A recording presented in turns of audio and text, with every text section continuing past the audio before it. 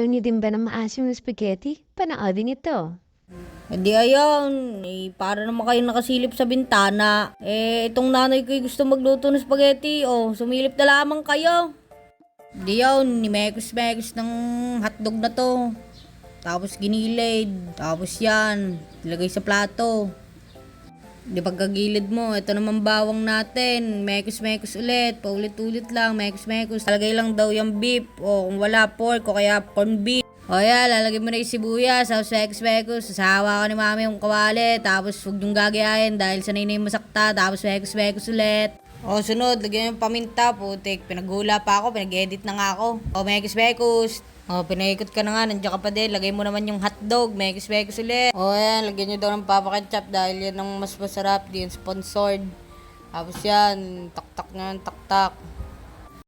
Ano yan? Ba't ganyan na ang kulay? Nilagyan daw ni mama ng all-purpose cream. Grabe na nakakautal. Sa mga oras ito nilalagyan ng asukal. 1 kutsarita, 2 kutsarita. Sabay mekos-mekos ulit. Tapos lalagyan mo ng evaporada. 1 puno, itaktak mo lahat hanggang maubos. Ang pasensya ko sa iyo. Tapos yan, bilisan na natin. Mekos-mekos na ulit. Yun, bubuon na agad. Tapos yan, lagyan na natin yung noodles. Tapos putik na yan. Hindi pala pinakita yung pagluluto ng noodles. Sige, basta pinakaluan lang yon. Tapos yan, ayan na. Tapos na, finished product. Kumain na kayo.